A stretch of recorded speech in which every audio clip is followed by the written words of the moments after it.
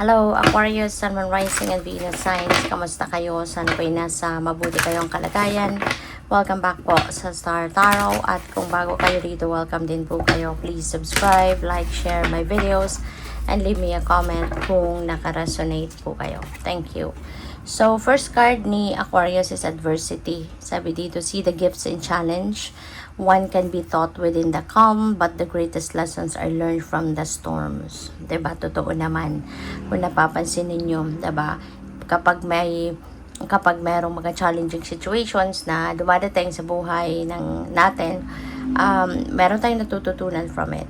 Diba? Meron tayong napupulot na lesson from that. May napupulot tayong wisdom. So, maari ang iba sa inyo, merong sitwasyong ganito sa ngayon, na kung meron kayong mga hardships, may mga problema na pinagdadaanan, just see the gifts in it. No? Tignan mo kung ano yung silver lining ng problema. Kasi for every difficult situation, there is always a silver lining to it. There's always a positive aspect to it. At yun ang dapat na tinitignan natin. But hindi yung problema itself. Huwag na nating isipin kung ano yung problema. Kasi kapag may problema, kaya nga nalalaman natin na may problema tayo kasi na-figure out na natin. 'Di ba kung ano yung problema. Kaya ang maganda, wag na nating isipin, balik-balikan kung ano ang problema itself, but isipin agad natin paano tayo makakalabas sa problemang ito. Anong gagawin natin para malagpasan natin ang problemang ito? Paano natin ina-navigate ang buhay natin sa ngayon, 'di ba? To solve this problem, to come out of that chaos, kung ano man 'yun, no? So, 'yun ang maganda. Isipin natin. Gawin nating paghuhugutan natin ng inspirasyon para mahanap natin ng solusyon kung ano yung positibong aspeto ng problemang kinakaharap ninyo. Okay? So, what else? We have destiny. Acknowledge your mission. Align with your purpose. And you have gifts to share with the world. Okay? Paalala ito sa inyo, Aquarius, na you have spiritual gifts na binigay sa iyo ang Divine Universe. And maaaring ito na yung panahon para i-embrace ninyo ano man ang mga gifts na to. Embrace them.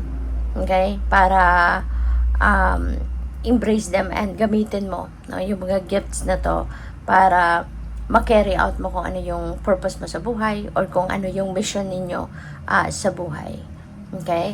Sabi dito, marami ka daw na mga gifts, no? Maraming spiritual gifts na binigay sa'yo that you need to share with the world. No? And maybe ito na yung tamang panahon para akapin mo na, tanggapin mo na, i-embrace mo na kung ano man ang mga gifts na to, gamitin mo na yan para makatulong ka sa iba, to be of service to other people.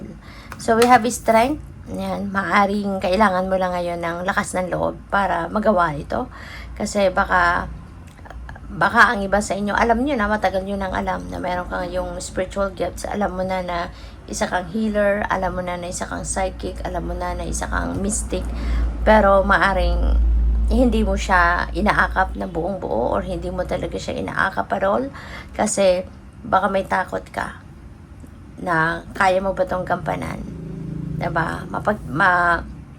Mapapanindigan mo ba yan? Yung gano'n. So, or for whatever reason, pero ngayon, parang ito na yung calling sa iyo eh.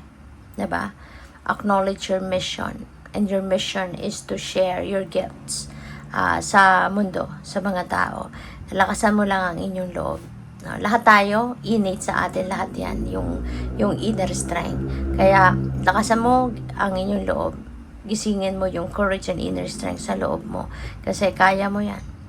Kung ano yung mission natin sa buhay, ano yung purpose natin sa buhay, yan ang binigay sa atin or inassign sa atin ng Divine. Kasi alam ng Divine na kaya natin yon. Kaya nating gampanan, kaya nating mapagtagumpayan, at kaya nating gawin, i-deliver kung ano yung mission natin sa mundo. So, by the way, maraming salamat for subscribing. And if you haven't subscribed yet, subscribe na kayo. And also, maraming salamat din for not skipping the ads. Malaking bagay yan sa akin. And also, please click the join button sa baba ng video kung gusto niyo na mag-join sa membership. Salamat. So, we have breakthrough. Yan, Aquarius, napakaganda. Kasi breakthrough is at hand. Sa taas niya pa si adversity. So, the universe is going to send you now, diba, solutions sa problema mo. Maaaring you've been also working on that, no? Kaya ito na, tutulungan ka na ng divine universe na mangyari ito, na magampanan mo to, na magawa mo ito. Mapagtagumpayan mo kung ano ang problema, no? So, what else? We have renewal. Ayan. So, maganda to. Diba? You are about to renew yourself. Pupwede na ang iba sa inyo dito is up for detoxification, purification of yourself, of your life. Pwedeng ganon. At makakahinga kang maluwag. You know? Ito yung time na makakahinga kang maluwag. Magkakaroon na ng clarity of thought kayo. Magkakaroon na kayo ng clear direction sa buhay, of where you're heading, of what you're going to do next, yung ganon. So, sa ngayon, maaring ito yung panawagan sa inyo, no, na renew yourself para maibalik mo sa sentro yung sarili mo. You know, and maaring yun, gagawin mo, you are answering the call. Kaya, pwedeng magbibigay ka ng time ngayon para sa sarili mo to rest, to relax, to rejuvenate and recuperate para na makapag-recharge ka, and you will be feeling renewed, and maghanda ka or magiging handa ka eventually to face any problem sa buhay mo, no? So what else? We have wisdom. At maraming, siguro kung ano man yung mga wisdom na meron ka na, diba? Marami ka nang pinagdaanan sa buhay, the past. Marami ka nang naging lessons sa buhay, marami ka nang naipon na wisdom in your life. You have gained a lot of wisdom sa buhay mo. Kaya maaring ngayon, sa inyong sitwasyon, maaring yan ay ilalabas mo na. Maaring kung ano man ang wisdom and lessons that you have learned in the past, ito na ngayon, gagawin mo na yung, i-apply mo na yon sa inyong sitwasyon sa ngayon. At maaring isang dahilan yan para na mapagtagumpayan mo kung ano man ang mga problema or hardships na maaring pinagdadaanan ng iba sa inyo. So, we have listening. Ayan. So, maybe this is listening to someone. Baka kasi in the past, kayo lang yung laging pinapakinggan. Kayo yung laging nagsasalita. Kayo yung laging nag-express ng sarili, you know, and other people are just listening to you, yung ganon. Pero ngayon, maaaring ang panawagan sa inyo ay ito. Kayo naman ngayon ang makinig. You know, bigyan mo naman ng pagkakataon ng mga tao sa paligid mo na mapakinggan. Let them be heard, no, by you. Kayo naman ngayon yung magpahiram ng tenga ninyo sa kanila. Pakinggan mo naman kung ano yung mga gusto nila sabihin.